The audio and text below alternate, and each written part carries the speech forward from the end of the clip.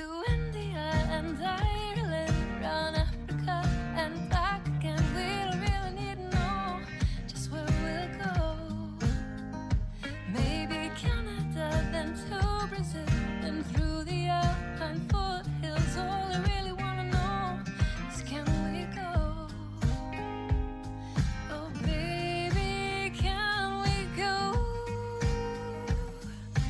Round and around the globe. Welcome to Take Me With You, episode 164. I'm Ryan. And I'm Cheryl. We are two well-traveled people who want to go everywhere. But that's not going to happen. Instead, for the last couple of years, we've been traveling vicariously by inviting guests to share their unique travel stories with us. It's been awesome, and our podcast has been all over the globe. Now we're taking some time to revisit the Wish You Were Here segment of our show, where we each share travel attractions that we recommend. This week's Wish You Were Here's are things to see in Seattle. Yay! We are still in Seattle because there are lots of things to do, and you and I have done and seen lots of things. Yeah, it's not a surprise at the place we live. We've shared significantly more things than any other location on Earth. And we have finally wound down to like real specific to where we are and even like sub-classifications Yep. for Wish You Were Here's. But Yep. this week are, if you just want to go look at some things around Seattle. Yeah. And I think this week, I think even more so than some of the other weeks, these things are pretty unique to Yeah. Seattle. Yes. They are not things that you're really going to find in very many other cities. I'm not going to say that you could never find something similar to these because I've not been to every city in the world, so I can't say that. But there are a lot of very unique things this week that if you want a more unique experience that you can't get wherever it is that you live, this might be the week for you to listen to. Yeah, absolutely. When I think about a Seattle light and like what they would say, like the identity of our city entails, I think this is a lot of it. I think that like the weirdness Yep. or like our history and our Mhm. future, Mm-hmm. I think a lot of this is there. I think you're right. Yeah. Yeah. So, and I would say these are a little bit more like locals know about them than like you're going to find on like your top 10 list. Yeah, I think so. I think a few of these you will find on one of my favorite travel get ideas for website, Atlas Obscura. Oh, I think yeah. you will find some of these on that list, but as your just standard tour guide book sort of a thing, I think these are ones that, yeah, you would more likely find from locals than from just a tourist perspective. Totally. So go be a local tourist and go to these things. I'll go first. Go for it, Cheryl. Okay, so my Wish You Were Here this week is in Seattle, Ryan, in my hometown, and it is the Seattle Public Library. So, I mean, libraries are cool. I think we can all agree upon that. But I mean, Ryan's an iffy on that. I think Alyssa would think I'm just thinking of Parks and Rec, so, you know. Oh. I was not talking about librarians. I was talking about libraries. Gotcha. Okay. But it is such a cool building. I think it's either 12 or 13 stories tall, and the entire outside of it is glass, all in these like I don't know the architecture words, but like triangle shapes that like you can see the outline. It's like made a bunch of triangles of glass together, and then each story kind of goes out in a different like wonky direction. So it's not just like an up and down building. It goes like in and out, all geometrically.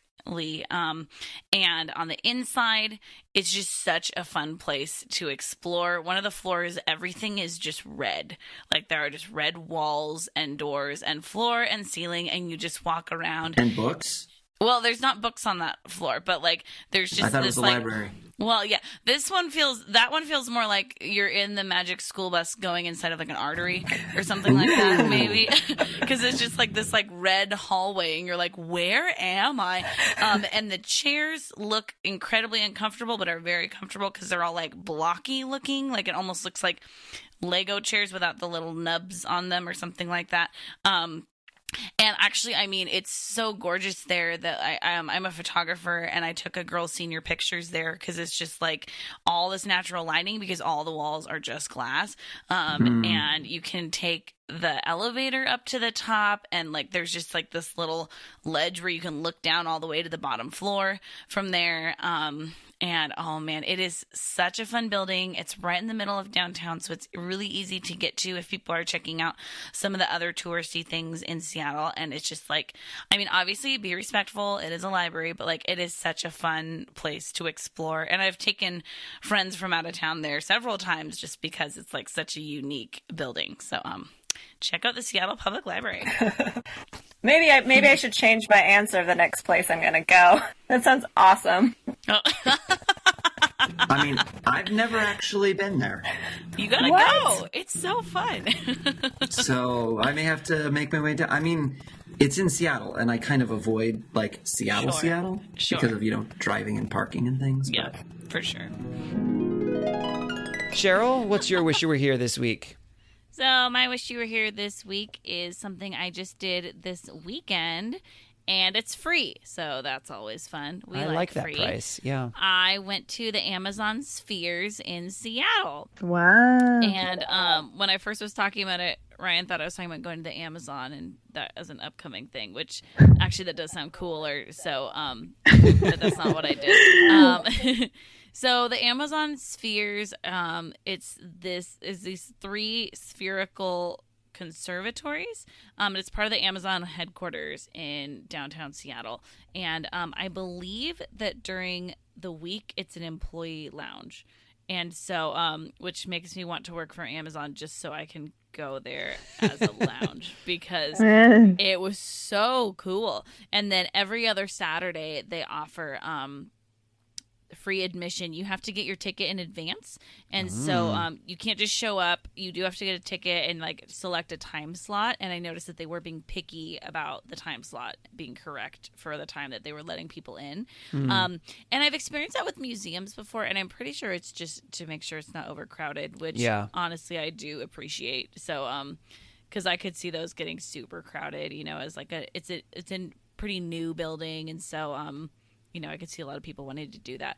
But there is just a ton of plant life in this building. So first of all, the buildings themselves are just like this big, like lots and lots of glass. And then it looks like the pieces between the glass, which I'm like, I guess the frames around all the pieces of glass looks like webbing almost or something. It's very cool. And then there's, I guess, over 40,000 types of plants from over 30 countries in there. 40,000, wow. Yeah, and so you walk in and the smell is just so good. Like when you go to the zoo and you go to like the rainforest part of it or something, it's like that. It's just, it's so nice. And so yeah, you get to walk around and see all these different plants. I went with my fiance who reads signs and I don't, and so he was reading about the plants. I don't he either. enjoyed reading about science, reading about plants. He had me read about one because it was this cool plant that like looks like a little pitcher and like collects things. Ooh, pitcher plant! I love pitcher plants. Yeah, there were several pitcher plants there, and they were pretty cool.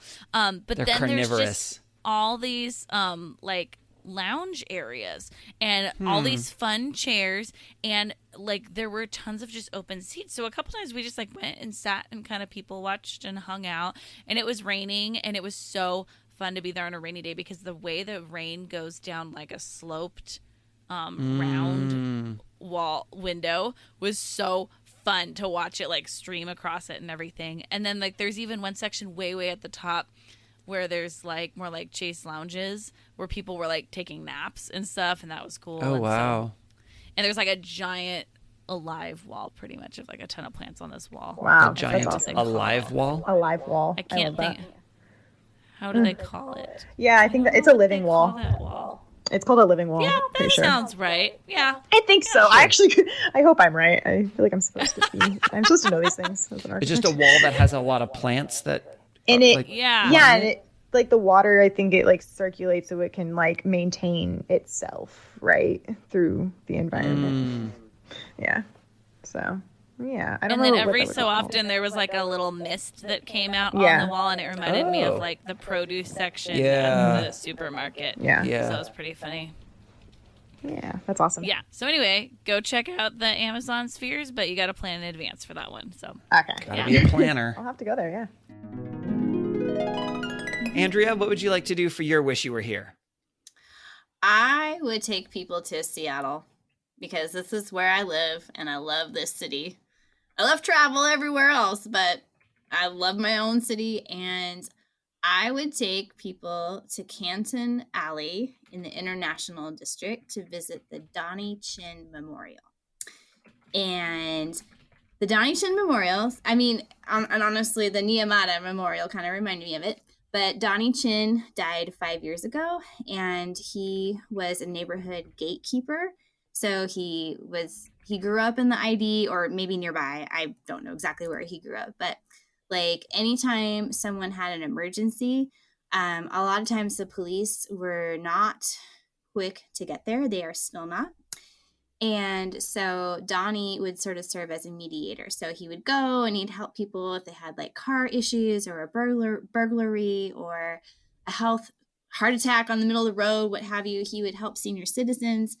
And he got shot 5 years ago outside of a hookah lounge in the ID. And still his murder has not been solved. But he's greatly missed in the ID, and people still do. And they're just volunteers, but they still patrol the neighborhood because there's no one else to do it. And so if you go to Canton Alley, just outside the Wing Luke Museum, which another fantastic place to visit, but there's still a memorial outside the Wing Luke for Donnie and all the good he did. And his sister actually has a thrift store in the same alley that's open a couple hours a week. With COVID, I admit I'm not sure if her store is open. But I think we all need to go visit Donnie's memorial because like with Nehemiah, I think we all need to know what terrible things we as humans are capable of, but I also think we need to know what good we are capable of. And also along with that, I think when we travel, it needs to increase our awareness of justice and what that looks like. And so I think a visit to Canton Alley helps amplify that, if you will. And it's in a pretty cool location. I mean, the Wing Luke is right there, and that tells the story of our city. And I think Donnie's life tells the story of our city. And I think it's actually a story that a lot of Seattleites don't know. And I wish that they did. So, plus there's a lot of amazing food in the ID. And in real life, the Wing Luke does walking food tours. Cheryl, did you know this? No, I need to go. On all Cheryl, what? get ready. I love a food tour. There's the barbecue tour. There's the rice tour. Oh. There's the what else is there? The noodle tour and the dumpling tour. Oh, dumplings are the best things in the world. You gotta my go on the gosh. dumpling tour. And they used to Wow. have, okay, this is not food related, but they used to have a Bruce Lee tour, a walking tour. It was amazing. So anyway, yeah. Oh, I So love that's food where I would tours. take folks. I know it's fun. You learn stuff. You eat Yeah. good food. Cheryl, what would you like to do for your wish you were here?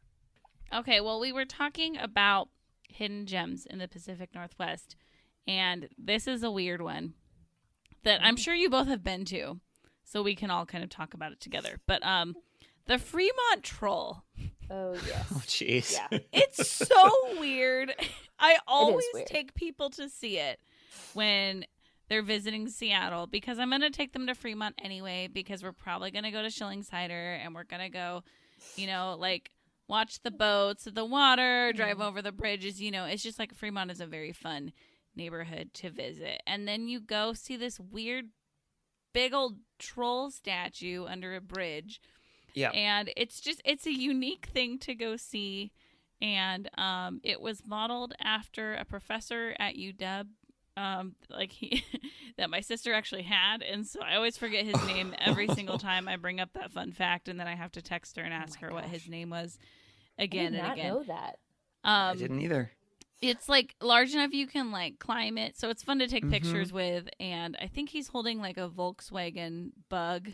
Yeah, like in he's his got a hand. hand that's like a round one. Yeah, it's a stone sculpture that is very oversized. Yes. Yeah. And it is it's underneath. big. It is underneath. Is it the Aurora Bridge? That's one of the bridges. but I don't know. I think it's underneath the Aurora Bridge. I think you're right. And it's just like, and this bridge is really, really high. So you have to like kind of go up the hill to where the bridge meets the side of the hill. Yeah. And right underneath that is this random stone sculpture thing. It is so random. Like It when is. I It's stop so to think about random. it, like what? Yeah. It's very weird. Oh, And then but go I get love some it. Theo chocolate. I mean, there's like a whole Yes. half a day Yes. you can do Yeah. in That Fremont, one which definitely. is great. Yeah. Mhm. The thing that's But- interesting to me about well, there's many interesting things. One is I didn't find out about it until I think I was in college. Like, because it was created in 1990. So, I mean, I was still not, I definitely wasn't in college in 1990, but it wasn't a thing that we ever went to or that I ever even knew about. And so it was this like new thing that showed up later. I don't know. It's weird. Oh. I know. I feel like I didn't learn about it till college age either. I like heard about it, but I had never seen it until I think that I was like in my 20s, and I came back to Seattle and had some visiting friends, and they were like, let's see the Fremont Troll. And I was like, yeah, totally. Let's. Yeah. Like, grew up here. I don't know. Uh-huh. Yeah, I had I no didn't see idea. it until adulthood. They made it into a chia pet at one point, which is very What? funny to me. And gosh. apparently recently it has also had a mask. It is wearing a mask. Oh my gosh. So trendy. Oh, funny. I love it. Go see the Fremont Troll. Yeah. Ryan, how about you? Well, mine's not nearly that cool. But I do like mine. So mine's local here to where I am in the Seattle area. The largest university that we have here is the University of Washington. And there is a building. Well, there are lots of buildings on the campus, but there's one particular building, the Suzzallo Library. And the Suzzallo Library is very, very large. And there's, of course, lots of books and things like that. But the thing that I'm going to recommend is actually the reading room. So there is a room that you can go and you just walk on campus. You don't have to, be a student or anything. And you go in go up the stairs outside, go through the doors. And there's these two kind of parallel, kind of almost half spiral staircases. And you can go up either side and then go back, turn back around and towards above the entrance where you walked in. And it's a room to just go sit and read and study. And there's like no talking, no one's allowed. And it looks like the Great Hall from Harry Potter. Like it is gorgeous with giant, huge stained glass windows. And if it's not cloudy, which is not always the case in Seattle, but sometimes we get clear days. And you can have the sunlight shine in there and this super tall ceilings. And it's just gorgeous and silent, which that's the other piece that for me is just amazing. And it's just a really great place to just sit and be reflective and enjoy kind of, the color that plays through the stained glass. And then, feeling like you're in Harry Potter, which I think is kind of fun too. So the That's so Suzzallo reading room in the Suzzallo Library. Nice. I have Cool. never gone there. What? Remember Cheryl? that if I'm ever there. Yes, definitely. Cheryl, once things finally open up, Cheryl, the number of things we have to go do. I know. It's a long list at this point. Well, that was fun. Yeah, it was. We would love it if you would follow us on social media. We are at Timwy Podcast. That's at TMWY for Take Me With You Podcast. We are on Facebook and Instagram and Twitter. You can also email us at timwepodcast@gmail.com. Tell us, what are your wish you were here's for this location? We would love to hear that. You can also call us and leave us a voicemail at 406-763-8699. Or if it's easier to remember, 406-POD-TIMWY. We would love it if you would rate and review our podcast to tell other people what you think about it, subscribe to make sure you don't miss an episode, and share about this episode on your social media. As always, thank you to Beth Reed Miller for the awesome artwork. You can check out more of Beth's artwork at Beth Is Something.